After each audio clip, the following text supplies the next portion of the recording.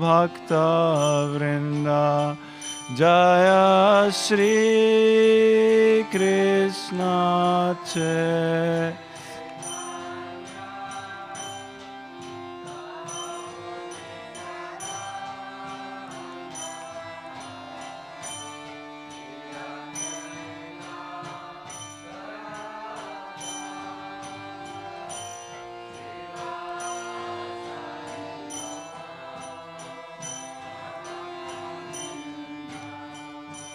Hare Krishna, Krishna Krishna, Hare Hare, Hare Rama, Hare Rama, Rama Rama, Hare Hare, Hare Krishna, Hare Krishna, Krishna Krishna,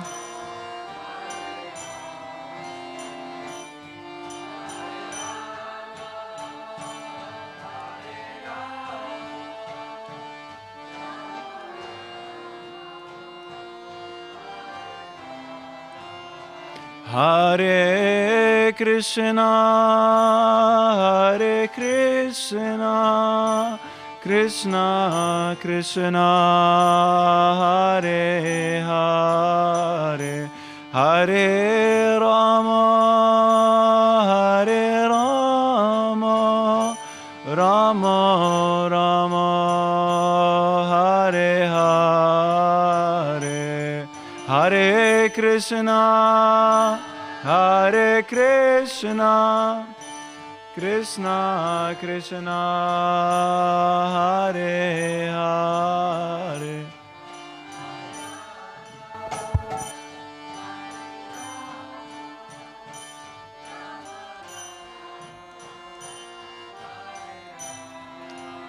Hare Krishna, Hare Krishna, Krishna Krishna, Hare Hare, Hare Rama, Hare Rama, Rama Rama, Hare Hare.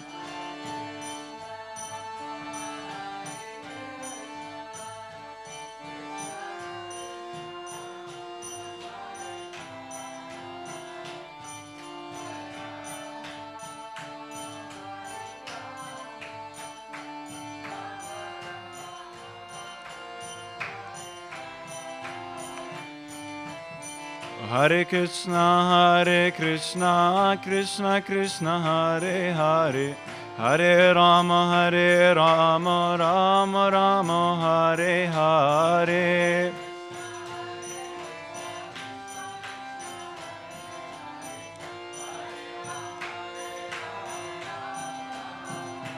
Hare Krishna, Krishna Krishna, Hare Hare, Hare Rama, Rama Rama, Hare Hare.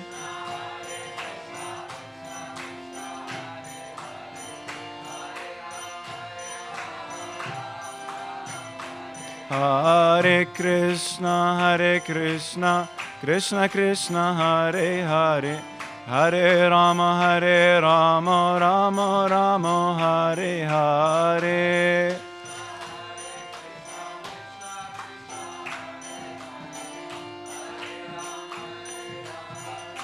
Jaya Jaya Prabhupada, Prabhupada, Prabhupada, Jaya Jaya Prabhupada, Jaya Jaya Prabhupada,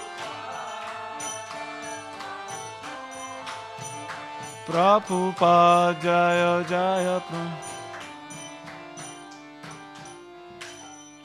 Shri Radha Madhava ki, Shri Prabhupada ki. Nitai Gaura Premanande Haribo.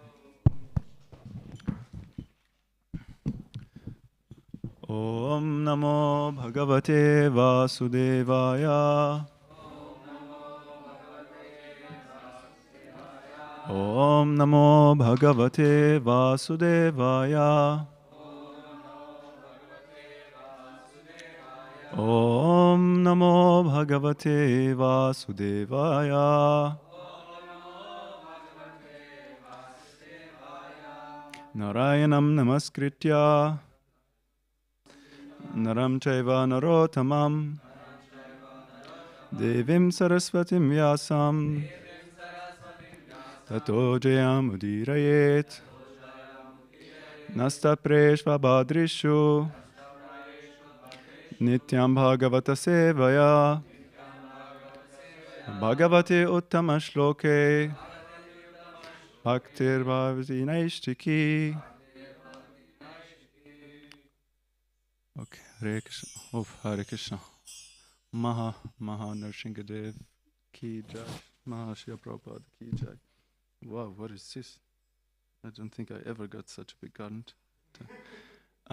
Sas Prabhu, dürfen wir das Buch haben, das Bhagavatam. Aha.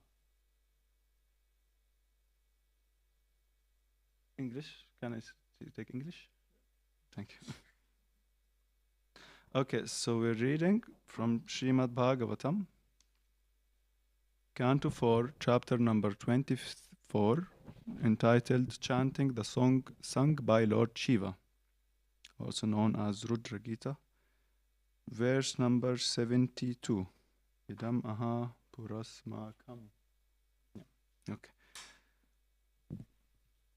Idam aha purasmakam Bhagavan Vishvasrikpati Brigivadinam Atmajanam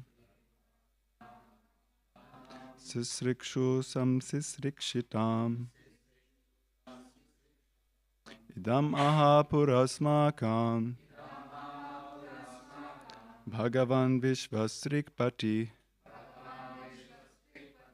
Brigivadinam Atmajanam Sisrikshu Samsrikshatam. I hope I chanted it correctly.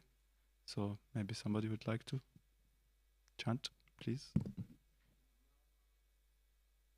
Idam aha purasmakam Bhagavan Vishvasrikpati Brigvadinam Atmajanam Sisrikshu Samsisriksatam Idam aha purasmakam Bhagavan Vismasrikpati Brigvadinam Atmajanam Sisrikshu Samsisrikshatam Idam aha purasmakam Bhagavan Vishvasrikpati Brigvadinam Atmajanam Sisrikshu Samsisrikshatam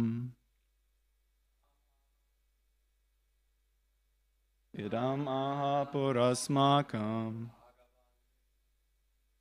Bhagavan Vishvasrikpati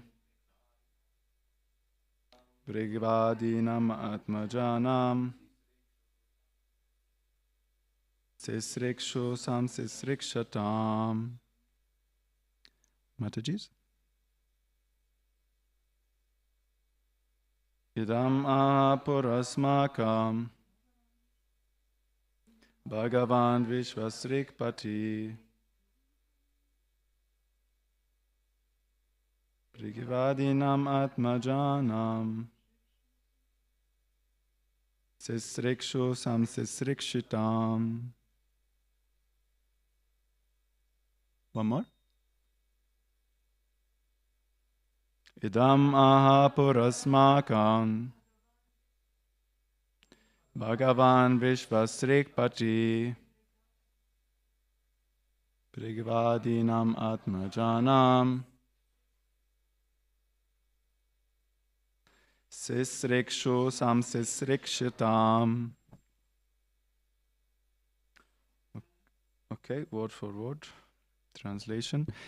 Idam, this. Aha, said. Pura, formerly. Asmakam, unto us. Bhagavan, the Lord. The Lord here, small l, referring to Lord Shiva. Vishvasrik, Lord Brahma. The creators of the universe. Pati, master. Brigu Adinam, of the great sages, headed by Brigu. Atmajanam, of his sons. Sisrikshu, desires of creating. Samsisrikshatam, who are in charge of creation. Translation and purport by His Divine Grace, Abhay Charana Bhaktivedanta Swami Srila Prabhupada Ki Jai. This prayer, translation, this prayer was first spoken to us by Lord Brahma, the master of all creators. The creators, headed by Brigu, were instructed in these prayers because they wanted to create. Purport. Lord Brahma was created by Lord Vishnu. Then Lord Brahma created Lord Shiva and other great sages, headed by Brigu Muni. These sages included Brigu, Marichi, Atriya, Vasishtha, and others. All these great sages were in charge of creating population. Since there were not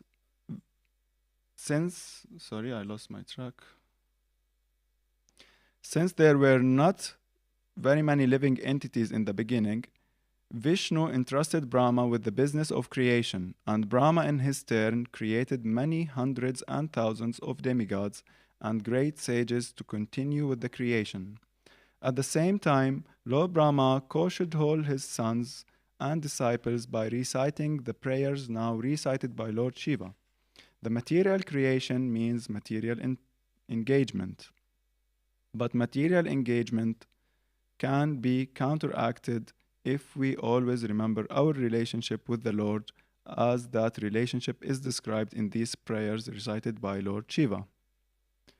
In this way, we can remain constantly in touch with the Supreme Personality of Godhead. Thus, despite our engagement in the creation, we cannot be deviated from the path of Krishna consciousness. The Krishna consciousness movement is specially meant for this purpose.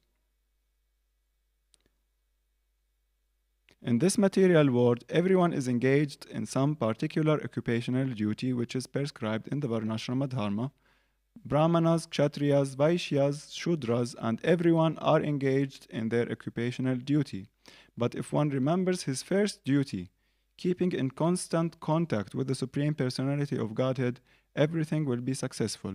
If one simply executes the rules and regulations of the Varnashrama Dharma in the role of a Brahmana, Kshatriya, Vaishya, Shudra, and keeps busy and does not remember one's eternal relationship with the Lord, one's business and activities, as well as occupational duties, will simply be a waste of time.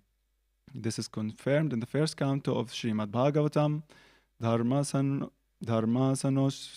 sanoshtita pumsam vishvaksena katasuya nutpadayed yadi ratim shrama eva hi kevalam. And the verse afterwards also have a similar idea. It starts with dharmasya hi abhavargasya, that the execution of dharma, of one's duties, gives certainly abhavargasya, ultimate liberation. The conclusion is that even if one is busy executing his occupational duty, his business in Krishna consciousness need not be hampered. He has simply to execute the devotional service of Shravanam Kirtanam, hearing, chanting, and remembering. One need not abandon his occupational duty, as it is stated in Bhagavad Gita 18:46, Yata pravritir bhutanam yena sarvam idam tatam svakarmanatam abhyarchya siddhim vindati manava. By worship of the Lord, who is the source of all beings and who is all-pervading, man can, in the performance of his own duty, attain perfection. Thus, one can continue with his occupational duty. But if he worships the Supreme Personality of Godhead, as Lord Shiva herein prescribes, he attains perfection of life. Svannosthitasya dharmasya samsiddhir harito shanam. Bhagavatam 1-13. We should continue executing our occupational duties, but if we try to satisfy the Supreme Personality of Godhead by our duties, then our lives will be perfected. Om Jnana-timirandasya Jnananjana-shalakaya Chakshur-umilitam yena Tasmai Shri Guruve Namaha Vandeham Shri Guru Shri Yuta-pada-kamalam Shri Gurun Vaishnavamscha Shri Rupam Sagrajatam Sagana-ragunatam Tam Sajivam Sadvaitam Savadutam Parijana Sahitam Krishna Chaitanya Devam Shri Radha Krishna Padam Sagana Lalita Shri Vishakam Vitamscha Shri Narsimho Jaya Narsimho Jaya Jaya Narsinghade Praladesha Jaya Padma Mukha Padma Bringo Shri Shri Pralada Singade Bhagavan Ki Jai.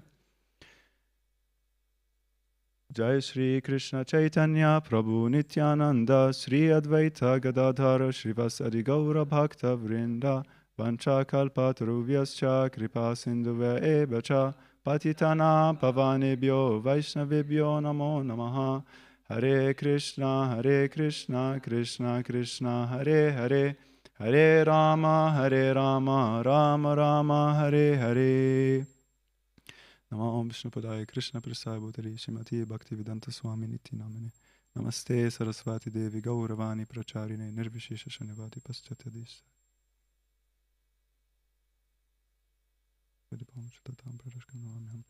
Okay, we read again the translation.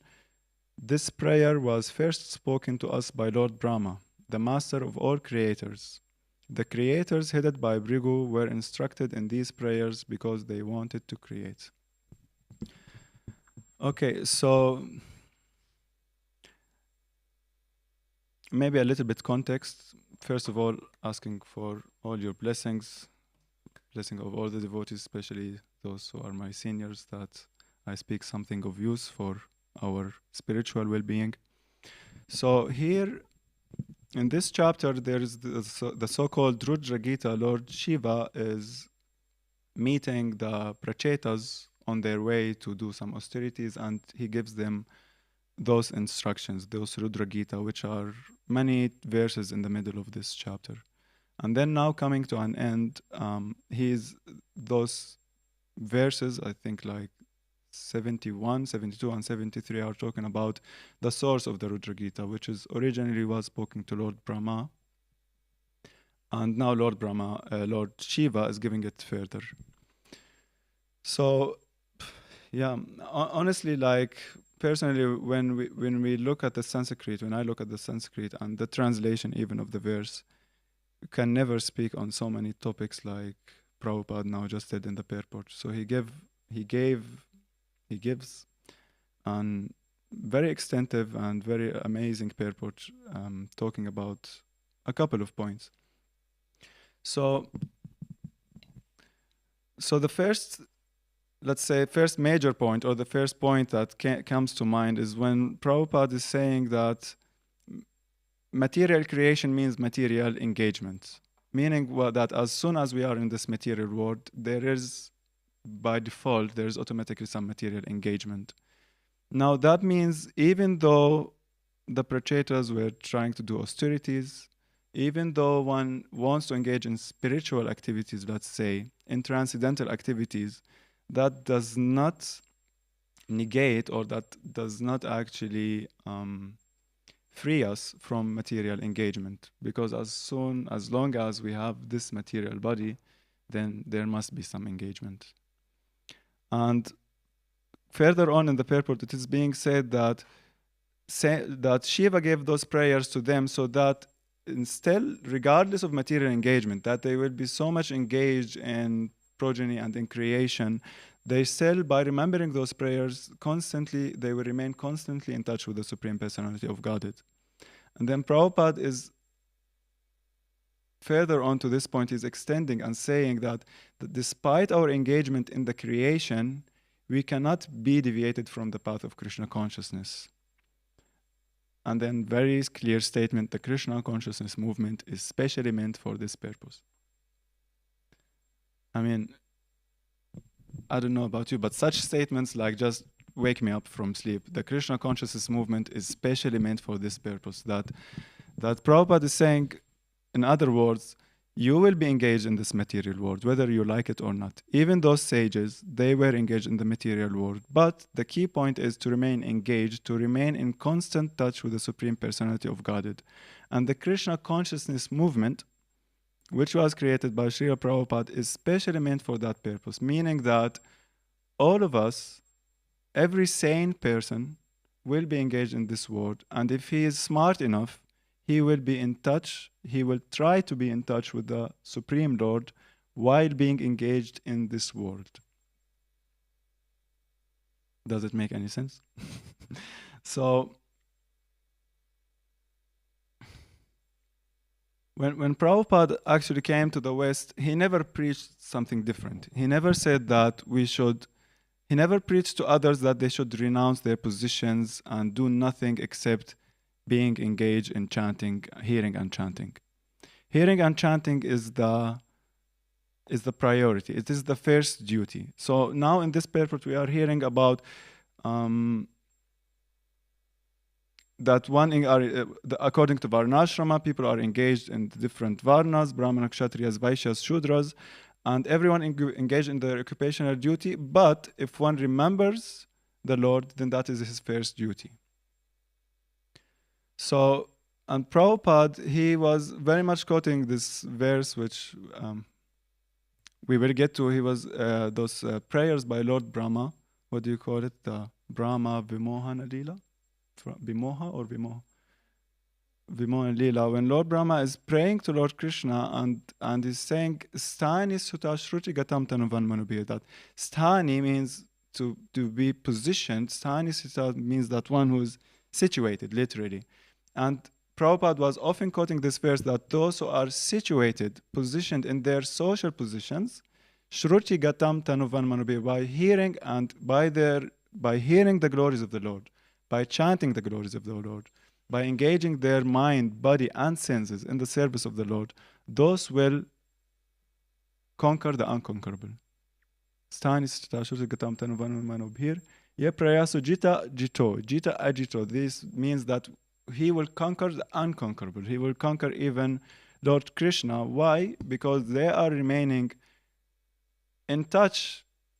They are remaining in touch with this world, but at the same time fulfilling their first duty. And that the first duty for every human being is to hear and chant the glories of the Lord.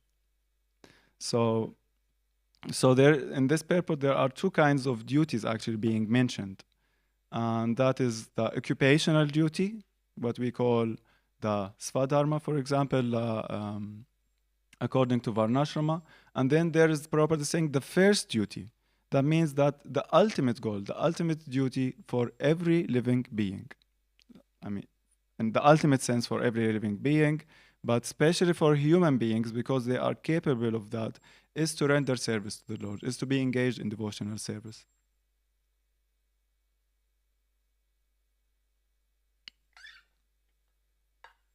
And that kind of reminds us of the story when Prabhupada, first time he met his spiritual master, Srila Bhaktisiddhanta Saraswati Goswami Thakur.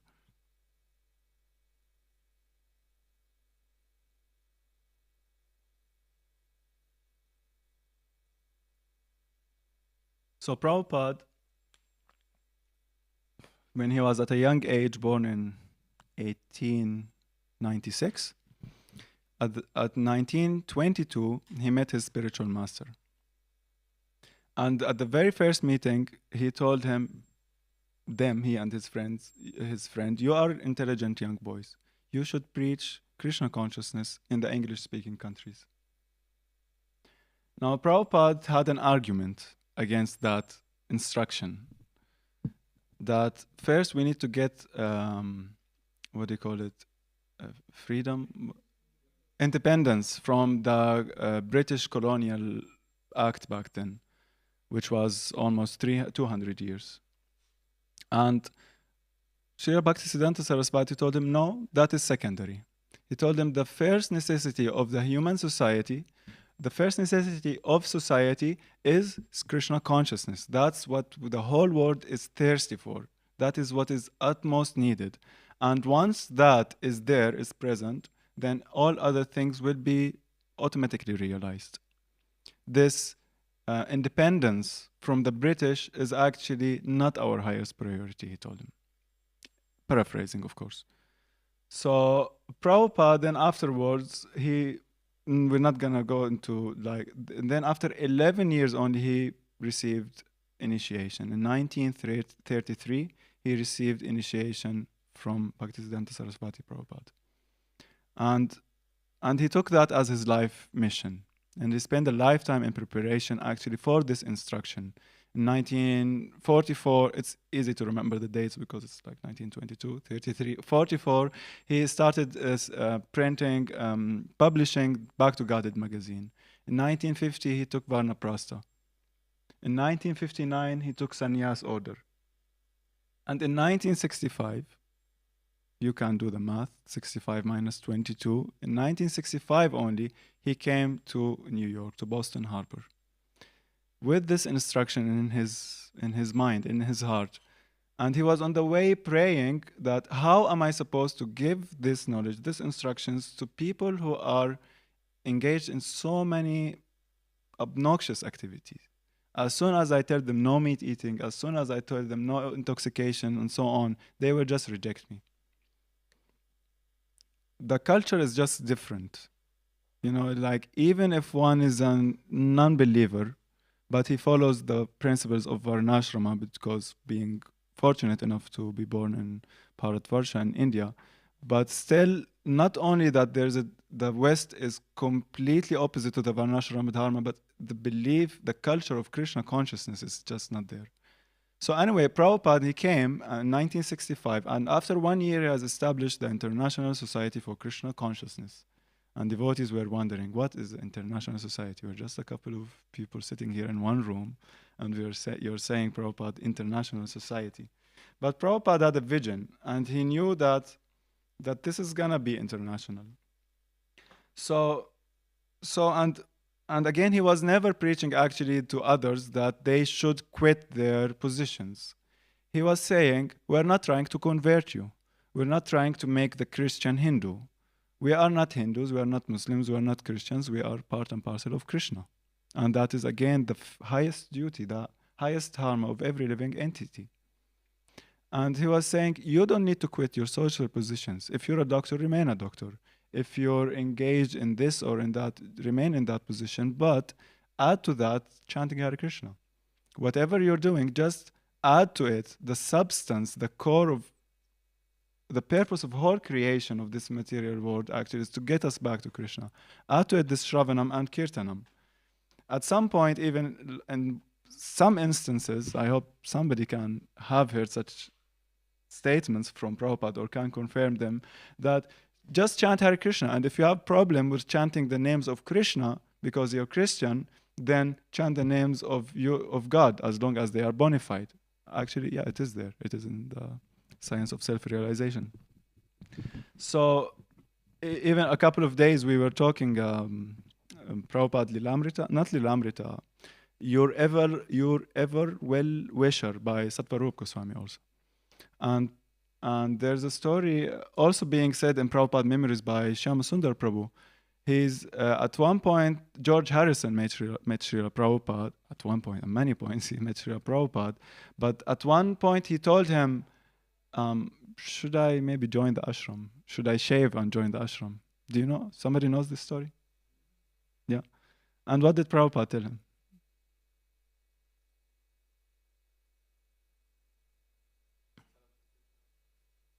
Yeah, Sthani Sita Shuchagatam Tanuvan Manobira. That means just remain in your position. You're doing good. Now you're an example. You're a role model for thousands, millions of people. Just remain in that position. Your profession is a singer, is a musician. Just keep doing that and take to Krishna consciousness. So, and by doing that, he definitely pleased Srila Prabhupada. I mean, the Bhaktivedanta manner is how many thousands, if not by now millions, have benefited it from that place, and how much security went to George Harrison. So that is the, I would say, the main point of the purport. I don't know how much this topic can be talked about, definitely for hours, definitely not by me for hours. But another thing also that one might take to an extreme, say, okay, I need to be engaged in my occupational duty. If I'm a grihasta, then I need to do this. If I'm brahmachari, I need to do this. And then also, we, like here is being said, we lose track, we lose our sight from the main goal, which is to be actually, to develop our love for Krishna, to develop bhakti. And the other extreme, which is to take purely to spiritual practice, quote unquote, to spiritual practice while neglecting our occupational duty. Can somebody give an example of this? That is what we call, in other words, also spiritual bypassing. Somebody heard of it? Yes, you want to say something? So you ask for, Yes. for example. So for example, one person has a family, but come to the temple, says, I have no family, I want to become a brahmachari, and just leave his family behind. And yeah, actually you cannot become brahmachari. Once you become a grihasta and do a vivaha yagya. That's what I say. So he come to the temple and lies that he has no family. No, I'm just continuing your point that is only nowadays somehow it's happening that one becomes a grihasta and then becomes brahmachari and then again, but this cannot be happening. So anyway, yes, this is an example of breaking the occupational duty. Or like one example, Devaki Mataji mentions in her books, like when a grihasta invites the Varnaprastha ashram to his own ashram. So Keshava Maharaj says, brahmachari means learn, grihasta means earn, Varnaprastha means turn like to turn your back to grihasta life, to sex life mainly. So for every ashram there's obviously a duty. A brahmachari has a duty, a grihasta has a duty. Of course, I'm not gonna tell you now because it's sometimes the case that grihastas are telling the duties of brahmacharis and the other way around. So we're not gonna go there, but you cannot and grihasta, for example, cannot leave his family, like Stas Prabhu now said, cannot leave his family, wife and children and say, I will be completely engaged in studying the Shastra, I will not earn money, and you just, Krishna will provide for us. This example might happen sometimes.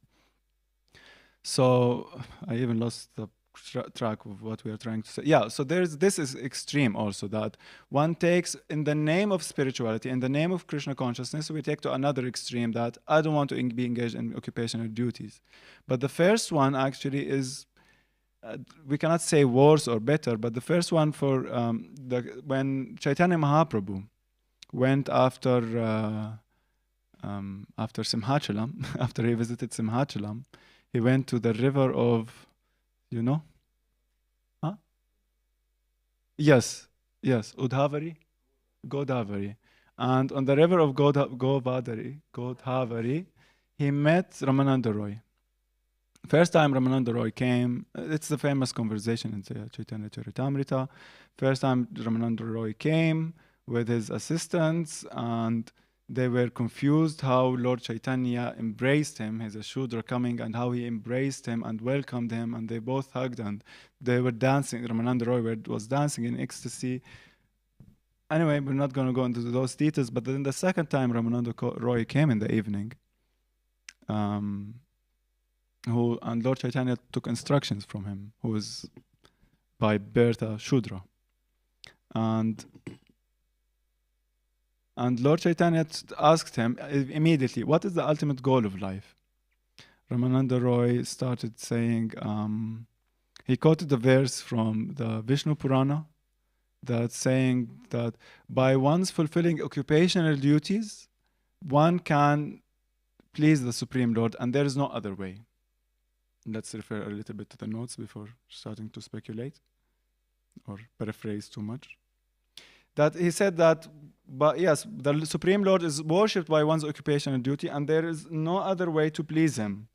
And Lord Chaitanya rejected this. He said, this is what they call the karma mimamsha. Karma mimamsha is like when they said that God is subject to one's occupational duties. God is subject to us, to our engagement. That if I do this, if I do my occupational duty, then the Lord must be, he is forced to be pleased with me, and he must fulfill my desires. So Lord Chaitanya wanted to make it clear to reject this philosophy, which we like we said is one extreme. And then he said that, then he quoted the verse from Bhagavad Gita 9:27, Yad Karoshi, Yad Ashnasi, Yad Juhosi, Dadasi Yat, and that whatever you do, whatever you offer, you should offer your results for the Lord. And Lord Chaitanya said, he said that, okay, here one is simply instructed to offer the results of his work, but there is no really alternative. There is still no spiritual activity. There is no instruction how one to get out of entanglement by saying offer whatever you do to the Lord. There is still here, like we are engaged in material world, we are offering our results to the Lord, but the solution how to get out of this entanglement is not offered. And then Ramananda Roy said, okay, like this is the third option. He said, Sarva Dharma Parityaja, but that abandon all varieties of religion and just surrender unto me. And to confirm onto this point, he said, quoted the verse from Bhagavad Gita, Brahma Bhuta Prasannatma Na Chochati Na Kankshati, that when one is situated on the Brahma Bhuta platform, on the Brahman realization, then you can rise to the transcendental platform. And still Lord Chaitanya, he said, renunciation is actually not sufficient. There must be some spiritual engagement. And Prabhupada is also mentioning in the first canto that negation of the negative does not mean negation of activity. That we are trying to negate, to renounce negative engagement, but that does not mean that one should be inactive. So Lord Chaitanya is in the same context, he's saying that is not sufficient, there should be positive engagement, he told him. And then, not at last, but as a fourth solution, Ramananda Roy is telling him, quoting this verse from the Bhagavatam, saying that devotional service without attempt to cultivation of knowledge or speculation.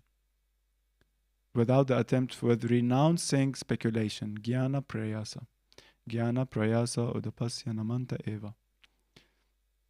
And he's quoting this verse from the Bhagavatam, which we just were talking about 10:14:3, and that is actually what Prabhupada is saying here in the purport, that we should continue executing our occupational duty, but if we try to satisfy the Supreme Lord, samsiddhir haritoshanam, by our duties, then our lives will be perfected. That is, I think, the last sentence, the last sentence of the purport. So this engagement is like our personal duty. For everyone sitting in this room or outside of this room, there is some personal duty. But the ultimate duty, let's say the highest duty of everyone, is to hear and chant the glories of the Lord. That is the first duty of everyone. But then there's the occupational duty, which we cannot actually neglect, otherwise it will lead to dissatisfaction, like they call it, according to one's metaphysical nature, according to one's psychology, according to one's nature. Each one of us should be engaged somehow, in some certain way. Somebody likes to be engaged in studying, has Brahminical inclination, somebody is in managerial and in planning, somebody in cultivation, of harvesting, farming, and trading. Somebody wants the Shudra serve the other classes or is engaged in artistic activities. And when that is not being done, then there is the case of dissatisfaction that one is saying, I'm chanting Hare Krishna, I'm hearing every day, I'm reading every day Bhagavatam, I'm hearing every day about the Lord, and I'm chanting Hare Krishna, but something is missing. And sometimes, or most of the time, because we are not actually engaged according to our occupational duty. Sometimes it's even sad, I don't know if sad is the right word, but not so surprising to see that somebody who's not engaged even in bhakti is more satisfied than someone who's engaged in bhakti. Sorry, please don't throw tomatoes at me. because of this reason, that a person who is in activity will actually never be satisfied. Of course, hearing and chanting about the Lord is the highest activity. We're not saying it's inactivity. So, and that nature, even in one lecture, Prabhupada is telling to Arjuna, Prabhupada is commenting on what Arjuna is saying. What's the first thing Arjuna, first surrender of Arjuna? Karpanya dosho patahas svabhava. And Prabhupada is saying that this svabhava, he's commenting, literally saying, svabhava is saying a man's habit is a second nature. Sorry, does it, to you, somebody gets the context? Svabhava is like Svabhava is that the engagement. Svabhava is like also the Svadharma. Svabhava means literally here in the verse Prabhupada is translating it as characteristics. And in the lecture he's saying Svabhava, and he's giving a whole lecture about this word Svabhava. He's saying that a man's habit is a second nature. You can bring a dog and put him on the throne and tell him, here you are a king. And what will the dog do? He will bark. This is literally the example Prabhupada is giving. I'm not here trying to create some new philosophies. You bring a dog, you put him on the throne, you tell him, now you're a king. We have, what's the word, enthroned you, or we have now made you a king. And the dog, what will he do? He will not be a good king. He will keep barking. And he's saying a man's habit is a second nature. And there's also a saying in the East that one's habit is always overwinning him. That whatever is your habit, whatever is your svabhava, it will overwin you. You try to do other things by hook or by crook. I want to be engaged in this, but no, they say this is right. Due to some pressure, social pressure, some own pressure that we want to attain some,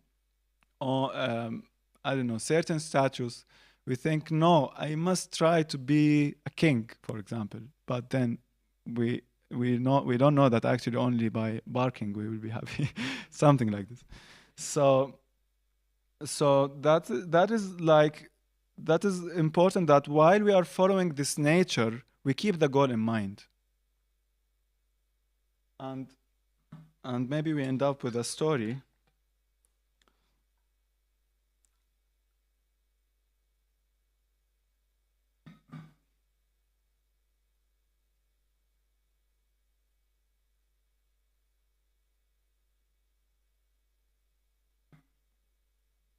The story of Bhishma-Dev. So the point is material engagement is inevitable, right? As long as we are in this world, we must be engaged. And then Bhishma-Dev is the highest example of this. Bhishma-Dev is called by Shukadev Goswami in the Bhagavatam as Sahasrani. Sahasrani, Prabhupada is translating it as one who is an expert in 1,000 science and arts. Let me double check. Yes. One was expert in thousands of science and arts. Now that was Bhishma-Dev, who lived a very long life, and he was very much engaged. He was very much materially engaged and entangled.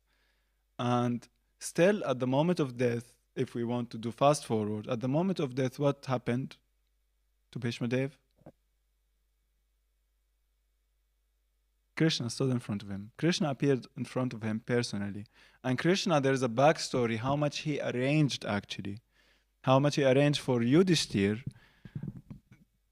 not to be happy, not to be satisfied with every answer anybody was giving to him.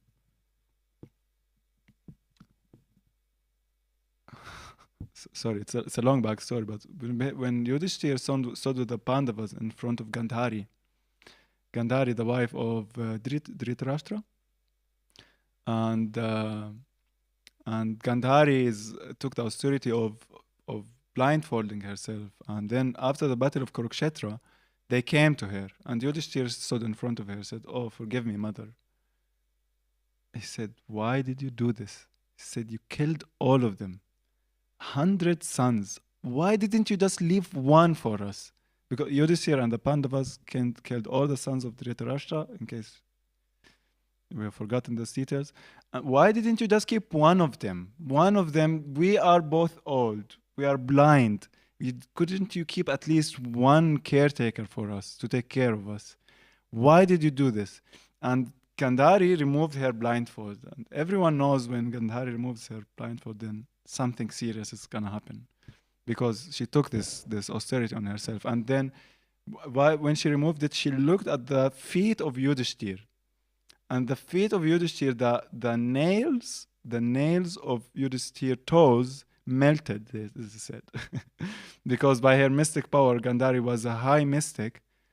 Actually, Prabhupada is glorifying her, not her, but saying how she's an advanced devotee. She is, and she looked at his nails and they melted, literally. So, and Yudhishthir was feeling so bad, Nobody could pacify him. Everybody is instructing him. Even Krishna was trying to instruct him. He was not satisfied. He didn't see that it was worth it, the whole battle. So ultimately they go to Bhishma Dev. And Krishna is arranging all of this because he wants to glorify his devotee, Bhishma Dev. And he wants to give him this benediction. And so to get to the point that Bhishma Dev had so many engagements, so many so-called distractions, actually. He was a politician. From an external point of view, he was not perfect even. From an external point of view, we know that, of course, who are we to talk about Bhishma Dev as being imperfect? He is most perfect. But externally speaking, his behavior that, for example, he didn't defend Draupadi when she asked for help. When Draupadi was being undressed from her sari, and she went to him, she was asking him, "Is this correct? Is this true? Do you think this is dharmic?" And he was like, "Oh, I don't know actually what is dharmic and what is not dharmic." And it's complicated to say. So this is like one severe mistake that we can say that Bhishma Dev did. Bhishma Dev, if you have read the first chapter of the Bhagavad Gita, has fought on the other side. Has fought on the enemy side. And that is also our Acharya is giving the example that we have this nature, that we are fighting against Krishna, actually. We have this internal nature that we are fighting against Krishna. We might be imperfect. We might be externally, Bhishma Dev was externally imperfect. We are internally, externally, all the way around imperfect. But still Bhishma Dev attained perfection because one of the reasons, not the main reason actually, because he was completely perfecting his occupational duty. He was completely fulfilling his dharma while keeping in mind the goal, while meditating on Krishna, while knowing that this is my highest goal now. He came in front of me at my deathbed, at the bed of ours. He came just now in front of me. And that was the thing he was meditating on all his life, hoping for, praying for all his life. But the main reason, actually, we go now to this story. So he said the main reason Bhishma Dev got these blessings from Krishna. Somebody knows? Somebody knows why Krishna loved Bhishma Dev? I mean, of course, there are many reasons why Krishna loved Bhishma Dev, because he's a devotee. That's also a special soul. He's a Mahajan. But the main reason Because Bhishma Dev loved the Pandavas. He loved the Pandavas. Even though he was fighting against the Pandavas, he gave the blessings to the Pandavas. Before the battle of Kurukshetra, Yudhishthir came running, no arrows, no weapons, and they all thought, oh, he's going to surrender. But actually, he went to ask for the blessings from Bhishma Dev, from Dronacharya, from his seniors, which is most important, which is actually the first and foremost principle is Varnashrama Dharma, is respecting the seniors, is offering respect to the seniors. We can say I'm fulfilling my duty as a grihastha, as a brahmachari, as you, whatever you want to name it. You might be as a grihastha giving thousands and millions of donations. You might be as a brahmachari, learned and scholar.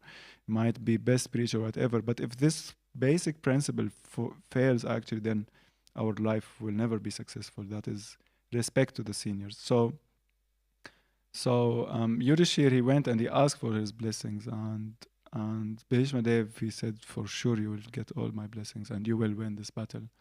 So and even we're now reading Rudra Purana spoken by Lord Shiva. Lord Shiva is Parvati is asking him, what is the highest goal? What is the highest engagement? And he's telling her, what's the verse? Aradhya, I don't know the Sanskrit. Anyway, thank you, okay, Prabhu. And that is the worship of Vishnu. But then he's going, the second time he's saying, no, not even worship of Vishnu. What is it? It's the worship of the bhakta, worship of the devotee of Lord Vishnu. That is actually the highest engagement. And in the same way, Bhishma Devi has exemplified this. And whatever engagements, entanglements, restrictions, difficulties we are going through in this world, if we take this example and we love the devotees. If we keep loving the devotees, we keep respecting the devotees and serving them, the same way like Bhishma Dev served the devotees, loved the Pandavas, then our life will be successful. So that is the highest worship actually, is to always serve the devotees and respect them. Okay, sorry, so 6 minutes left. Maybe we can take comment or question. Anybody? Sanjay Prabhu was very fast.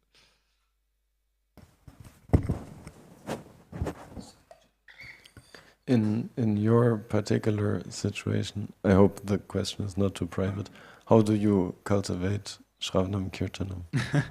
How do you make sure that there's space for that? I pray that somehow Krishna arranges space for that, and then Kripa Sindhu Prabhu comes to me and asks me to give a lecture, and then I spend a couple of days before that doing some Shravanam and Kirtanam. Sorry, just a very honest, answer. It is not so easy. But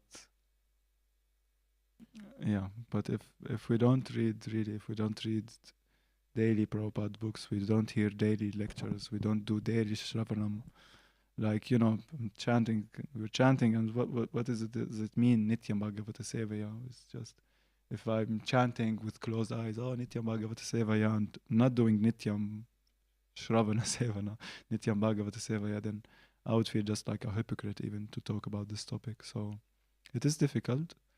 Somehow or the other, we need to say this is my highest priority. And the best is to do it before the crazy hectic day starts. Because as soon as the day starts, we find 1,000 excuses.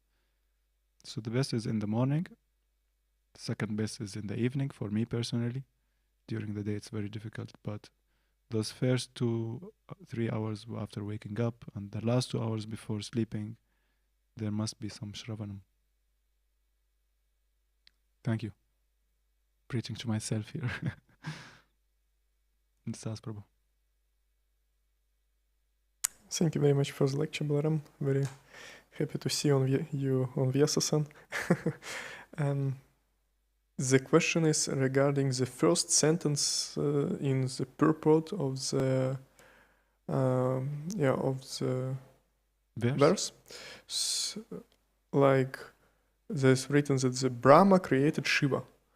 but I'm asking myself how Brahma can create Shiva if Shiva is beyond the universes. If we take a look on this, I don't know, in ashram we have this. Yeah, it's a difficult topic for me also because they say that there is the Mahashiva, the highest Shiva, and then there is the Shiva involved in each universe. So, but Prabhupada is saying here, Brahma created Shiva because Rudra, I think Rudra means anger, right? Yeah, and because when Lord Brahma, there's a story, you can ask after the lecture one of the Prabhus about it. When Lord Brahma became angry, and then Lord Shiva came out as a tear from his eye. That's why his name is Rudra. But yeah, Brahma, strictly speaking, Brahma is the father of all living entities. He has created all living entities, and Shiva in this context is a living entity. But yeah, I don't have so much realization about this tattva because he's not a Jiva tattva, he's not a Vishnu tattva, he's Shiva. He's Shiva tattva. So yeah, you would need to ask somebody who knows more about this distinction. Which Shiva are we referring to? It's okay? What do you think, Akira Prabhu? Answer is... Uh-huh.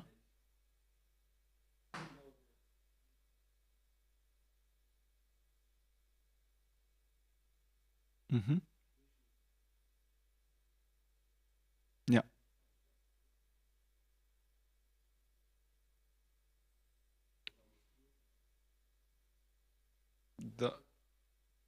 Can you please turn it on for him? There's a slide button in the middle.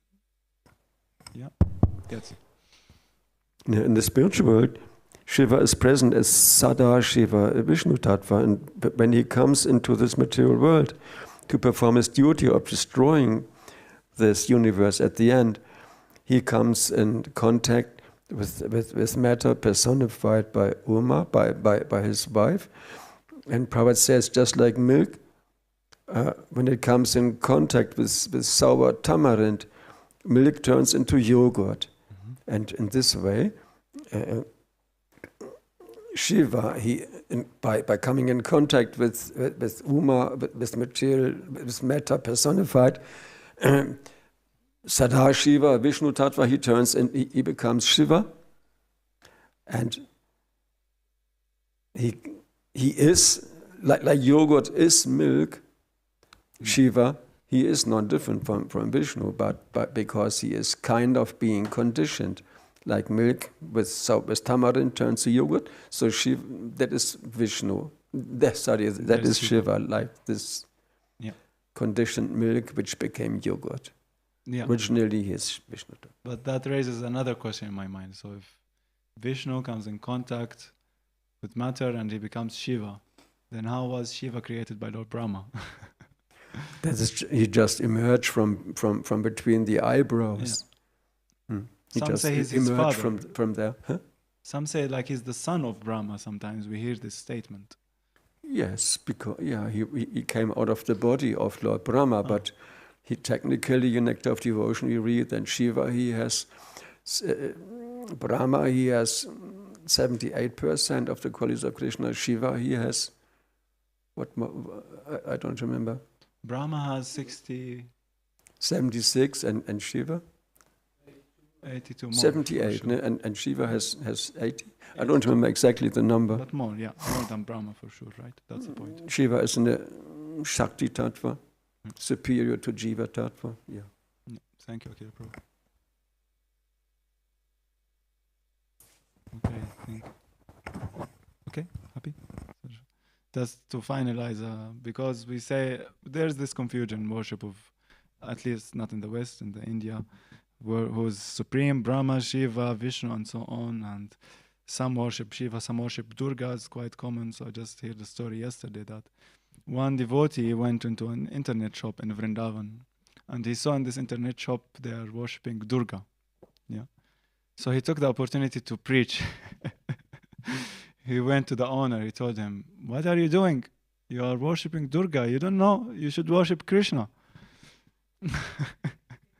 To one of the, Vrindavan, a resident of Vrindavan, a Brijbasi, he's telling him, "What? Krishna? How can we worship Krishna? Krishna is our neighbor." So this is the level of the Brijbasis. They don't see Krishna as God. This is his friend, their friend and neighbor. Okay. Hare Krishna. Thank you very much. Srila Prabhupada ki, Grantaraj Shrimad-Bhagavatam ki jai. Nitya Government.